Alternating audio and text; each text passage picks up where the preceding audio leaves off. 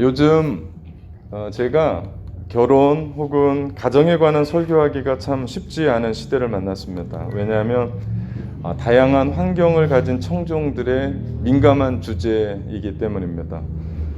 또한 목회자로 어려운 상담 중에 하나가 부부 상담입니다.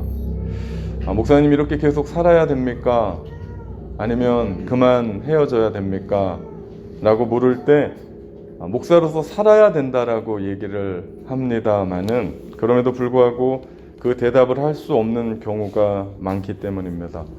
평생 저렇게 살아가라고 얘기하기가 만만치 않고, 또 얼마나 힘들었으면 목사에게까지 와서 저렇게 이야기를 할까라는 생각이 많습니다. 정확한 성경적 원리를 가지고 있지만 현실이 답답할 때가 한두 번이 아닙니다. 지금 이 자리에는 결혼을 꿈꾸는 젊은 세대들도 있습니다. 혹 이혼의 아픔을 경험한 분들도 있습니다. 사별의 고통 속에 있는 분도 있습니다. 이 일이 하나님을 알기 전에 일어난 일이기도 하고, 혹은 하나님을 알고 있었으나 피하지 못한 일을 만나기도 했습니다. 오늘의 말씀은 여러분의 과거의 잘잘못을 논하자는 것이 아닙니다. 그것은 큰 의미가 없습니다. 중요한 것은 지금 이 상황에서 하나님의 나를 어떻게 부르셨고, 또 어떻게 그리스도인으로 살아가라고 말씀하시는지가 더 중요합니다. 과거에 붙들린 사람처럼 불행한 사람은 없습니다. 가장 신앙적인 태도는 나를 부르신 그 하나님의 부르심을 따라 하나님의 마음에 합한 사람으로 오늘을 살아가는 거예요. 이것이 우리가 지향하는 오늘을 하나님의 나라를 향한 삶입니다. 오스트리아 빈 출신의 사상가인 마틴 부버가 지은 나와 너라고 하는 책에 참 유명한 말이 나옵니다. 모든 참된 삶은 만남이다. 정말 이 이야기가 얼마나 소중한지 몰라요. 모든 참된 삶은 만남이다. 우리는 일상에서 수많은 사람, 다양한 사람들을 만납니다. 한 번은 저희 아이들이 아빠는 카톡 친구가 몇 명이냐고 묻습니다.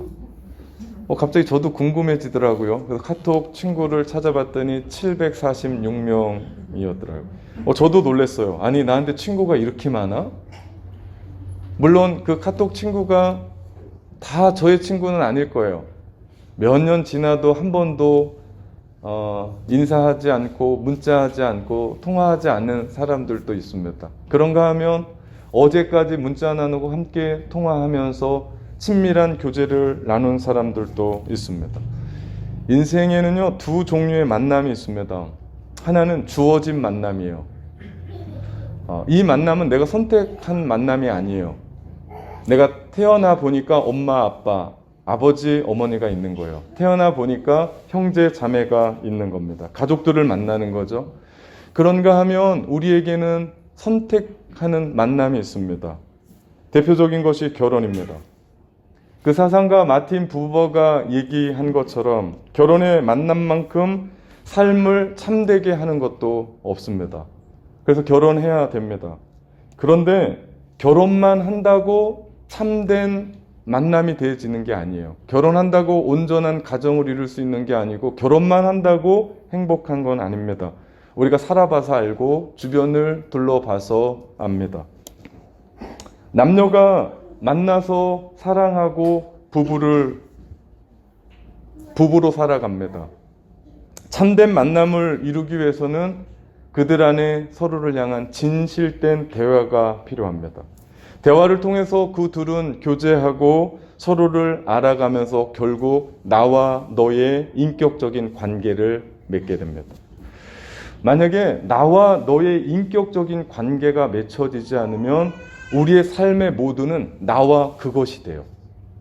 물건이 돼요. 나와 너와의 인격적인 관계를 맺어야 되는데 나와 그것이 되면 비인격적인 삶이 되기 때문에 관계는 어그러지고 깨지고 소원해지고 서먹서먹해집니다. 창세기에 보면 하나님이 천지를 창조하셨습니다. 온 천지를 창조하시고 하나님 보시기에 너무 좋았어요. 와, 좋다. 정말 좋다. 하나님 너무 뿌듯하셨어요. 그런데 하나님께서 한 가지 걸리는 게 있었는데 그것이 사람이 혼자 사는 거였어요. 아담이 혼자 사는 게 좋지 않아 보였어요. 그래서 하나님이 아담을 위해서 돕는 짝을 만들기로 하셨습니다. 아담이 깊이 잠든 후에 그의 갈비뼈를 취해서 하와를 만들었습니다. 그리고 하나님이 손수 하와의 손을 붙잡고 아담에게로 데리고 왔습니다. 아담이 하와를 처음 볼 때 아담이 고백한 것이 있어요. 이는 내 뼈 중에 뼈요 내 살 중에 살이로다 고백합니다. 이 이야기는 무슨 뜻이냐면요, 당신은 곧 나요 라고 하는 뜻이에요. 조금 우글거리고 조금 닭살이 돋지만 당신은 곧 나요라고 하는 그런 말입니다. 이것이 아담의 최초의 말이 됩니다. 물론 아담은 하나님께서 동물의 이름을 지으라고 그래서 단어들로 동물의 이름을 지은 적이 있어요. 그런데 아담이 온전한 대화를 이끌었던 것이 사랑의 고백이었다라는 것이 우리는 기억해야 돼요. 결국 그 사랑의 대화로 말미암아 나와 너의 온전한 관계가 맺어집니다. 부부는 이런 관계예요. 부부는요, 둘이 아니라 하나 되어서 그 짝을 통해서 나의 외로움을 채워갑니다. 함께 손을 붙잡고 한 곳을 지향하며 걸어가면서 더 큰 사랑의 하나님을 만나는 순례의 짝인 거예요. 어려울 때마다 함께 돕고 손을 붙잡고 힘들었지 격려하면서 함께 나가는 것이 부부입니다. 그 부부의 관계가 아름답고요. 그런 부부가 행복한 부부입니다. 뭐 많고 없고 이런 건 둘째예요. 뭐 먹고 안 먹고 그건 두 번째예요. 그러나 이 부부의 관계가 깨지는 일이 생깁니다. 그것이 그 행복했던 에덴 동산에 죄가 들어오는 일이었습니다. 하나님께서 에덴의 모든 것 다 먹어도 된다. 그런데 한 가지, 동산 중앙에 있는 선악과 먹지 말라고 이야기합니다. 그런데 그 금지한 선악과를 먹음으로 죄가 들어오게 됩니다. 그 일로 하나님이 아담에게 물으세요. 내가 먹지 말라고 명령했던 그 나무의 열매를 먹었느냐? 그때 아담이 하나님 잘못했습니다. 납작 엎드렸으면 인류의 역사는 바뀌었을 겁니다. 그러나 아담은 그 하나님의 말씀에 하나님께서 주신 이 여자 때문에 내가 먹었습니다 라고 핑계 아닌 핑계를 댑니다. 당신은 곧 나요. 뼈 중에 뼈요 살 중에 살이라고 고백했었던 아담이 범죄하고 나니까, 죄가 들어오고 나니까 당신은 곧 나요 라고 하는 그 사람의 모습이 이 여자가 됐습니다. 그렇습니다. 부부의 관계는 원래 아름다운 관계였어요. 그러나 죄가 들어오니까 관계가 깨지더라. 나와 너와의 관계가 이제는 나와 그것의 관계가 됐습니다. 나와 이 여자의 관계가 됐어요. 나와 이 남자의 관계로 변질되어 갑니다. 이 아픔이요, 이혼입니다. 사실 죄가 없으면 이혼이라고 하는 그 결과도 없을 겁니다. 오늘 마음 아프게 성경의 주제가 이혼입니다. 제가 이번 일주일 정말 여러분 마스크를 벗으면 알 수 있는데요. 말랐습니다. 제가 말랐어. 이 말씀을 어떻게 전해야 될지 제가 가슴이 너무나 많이 아팠습니다. 지난 시간에 나눈 간음하지 말라의 말씀과 오늘 이혼의 말씀은 연장선상에 있어요. 간음하지 말라라고 하는 이 말씀을 긍정적으로 얘기했을 때 내 이웃의 가정을 소중히 여겨라 라고 제가 말씀을 풀었습니다. 오늘 이혼하지 말라라고 하는 이 말씀은요, 부부의 관계를 아름답게 도모하라 라고 바꿀 수 있습니다. 마태복음 19장에 예수님은 이 문제를 다루세요. 예수님이 다루시려고 다루시는 것이 아니라 19장에 바리새인들이 예수님을 시험하려고 예수님께 나와서 이런 질문을 던지며 시작됩니다. 어떤 사람이 어떤 이유에서 그 아내를 버리는 것이 옳습니까? 묻는 거예요. 다시 말하면 어떤 이유로 남자가 그 아내와 이혼할 수 있겠습니까? 라고 예수님께 묻는 겁니다. 그때 예수님이 그것에 대한 직접적인 답은 하지 않으시고 성경 해석에 대한 반문을 던집니다. 어떻게 그 말씀을 너희가 그렇게 해석할 수 있냐? 다시 말하면 너희의 성경 해석이 틀렸다라고 예수님이 말씀하시는 거예요. 그러면서 예수님은 그들에게 창세기의 말씀을 들려주십니다. 하나님은 인류를 창조하실 때 남자와 여자를 창조하셨다. 그러면서 19장 5절에 남자가 그 부모를 떠나 아내와 연합하여 둘이 한 몸이 되는 것이 결혼이다. 그러면서 19장 6절에 이렇게 말씀하세요. 그런즉 이 둘은 이제 이 둘이 아니요 한 몸이니 그러므로 하나님이 짝지어 주신 것을 사람이 나누지 못할지니라 말씀하세요. 예수님이 강조하신 것은요, 결혼의 두 가지의 측면입니다. 첫째는요, 결혼은 지극히 배타적이에요. 둘이 아니고 한 몸이라는 말씀에서 우리는 알 수 있습니다. 결혼은 한 남자와 한 여자가 합니다.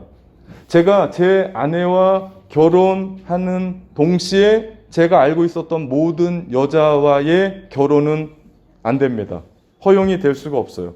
물론 오해는 하지 마십시오. 제가 결혼하기 전에 양다리를 거치고 있었다거나 수많은 여자들이 있었는데 결혼할 때쯤 돼서 정리했다라는 얘기가 아니에요.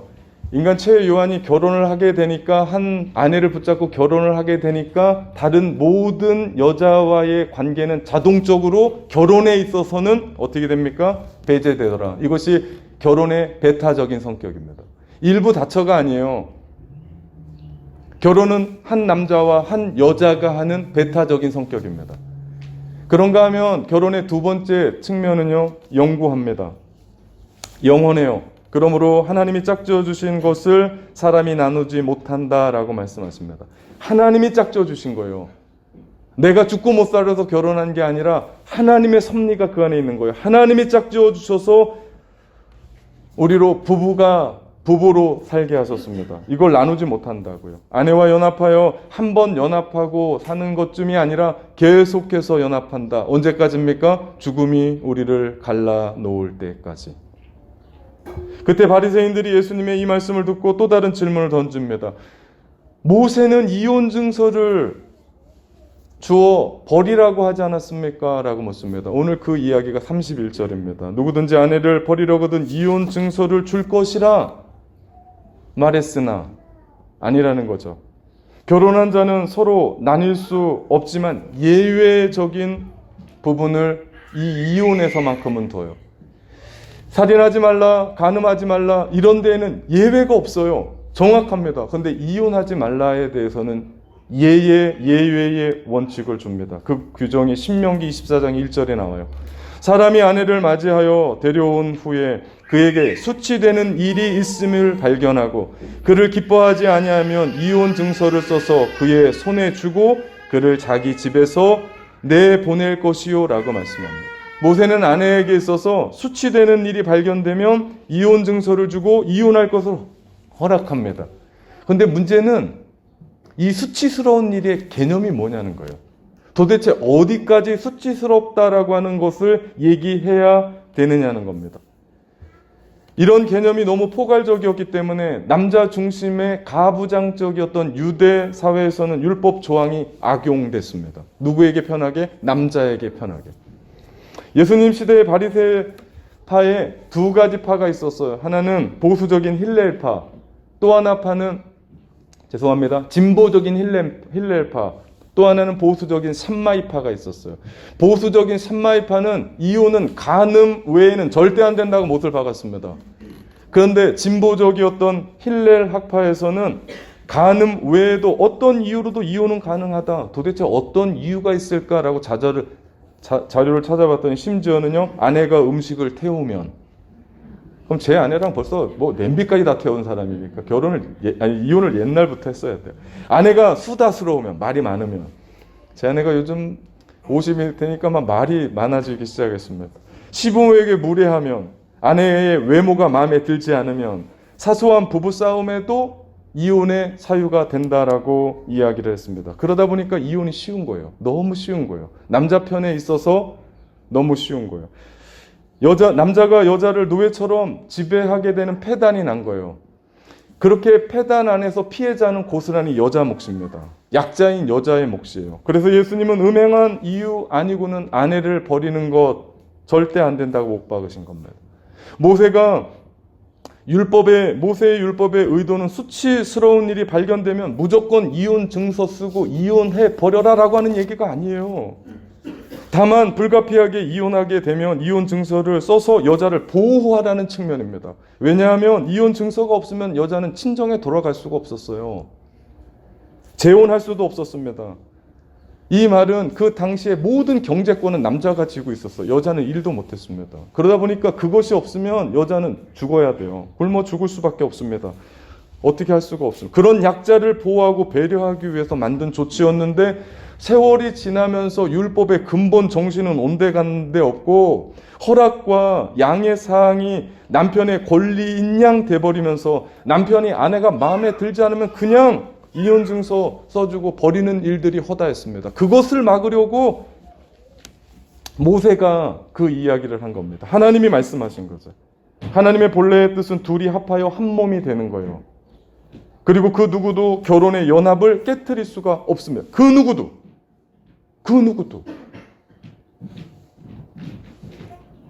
결혼은요, 종이와 종이를 아귀에 붙여서, 다시 말하면 본드에 붙여서 놓은 것이 결혼이에요. 이것이 부부의 관계입니다. 제가 어제 저녁에 이 설교를 준비하면서 종이 둘을 결혼시켰어요. A 군과 B 양을, 뭐 본드도 아니고 집에 본드는 없더라고요. 풀로 결혼을 시켰습니다. 이거를 떼야 되는데 뗄 구멍도 없어요. 이면주를 했는데 제가 혹여나 하고 이 뒤에다가 조금 해서 이거를 찢으려고 찢었더니 찢어져요. 뗄 수 있다고요? 없다고요? 없다고요. 찢어진다고요. 어떻게 된다고요? 엉망이 된다고요. 한마디로 예수님은 이혼을 불허하십니다. 허용하지 않습니다. 모세는 비록 너희의 마음의 완악함 때문에 허용했을지 몰라도 하나님 나라의 백성된 너희는 이혼하지 말라고 얘기합니다. 강력하게 말씀합니다. 그러면서 32절에 그렇게 얘기해요. 아내를 버리는 자는 아내로 하여금 간음하게 하는 자고 그 버려진 여자를 붙잡고 사는 사람 간음한 거라고 얘기해요. 무슨 얘기입니까? 하나님은 정결과 거룩함으로 가족의 울타리를 치고 계십니다. 결혼 생활에서 우리가 이야기할 부분이 바로 이겁니다. 혹시라도 그런 일이 있으면 안 되지만 만약 배우자가 간음했다고 해서 율법의 시대처럼 무조건 정죄하고 처벌하고 그러지 말고 용서할 수 있으면 용서해 주라는 말씀입니다. 그러니 제가 이 말씀을 준비하면서 어려웠습니다. 정절의 의무를 지키는 것이 최고의 선이지만 그렇게 나쁜 일을 했었던 배우자가 회개하면 네가 주님의 십자가로부터 용서받은 것처럼 너도 용서해 줄 수 있겠냐고 주님이 오늘 우리 가운데 묻는 겁니다. 말씀에는 두 가지 차원이 있습니다. 하나는요, 예방적인 차원이 있습니다. 또 하나의 차원은 치유적인 차원이 있습니다. 예방은 오늘 이 말씀을 듣고 그러면 안 되겠다라고 하는 예방 차원의 말씀이에요. 또 하나는요, 이미 엎어진 물이에요. 그거 그냥 살 수가 없습니다. 그래서 이 말씀을 들으면서 치유를 받는 겁니다.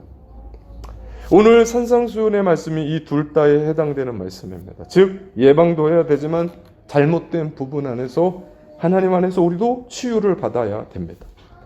예수님이 말씀하시는 사랑은요, 감정이 아니에요. 의지의 문제입니다. 우리가 원수 사랑하라고 이야기했을 때 이것은 본능적으로 못해요. 감정은요, 원수를 어떻게 해야 돼요? 죽여버려야 돼요. 제 아내가 제가 설교하면서 감정을 섞지 말라고 그러는데 다시 하겠습니다. 원수는요, 감정적으로는요, 죽여야 됩니다. 그러나 하나님의 말씀에 사랑하라고 얘기하니까 난 안 되는데, 내 본능적으로는 안 되는데, 감정으로는 안 되는데, 하나님의 말씀에 순종하여 의지적으로 내가 사랑할 수 있는 겁니다. 그 사랑은 의지적인 사랑이에요. 이것이 주님이 말씀하시는 요지입니다. 사랑은 의지적인 겁니다. 감정은 오래가지 못해요. 얼굴 예쁘고 잘생긴 거 오래가지 못합니다.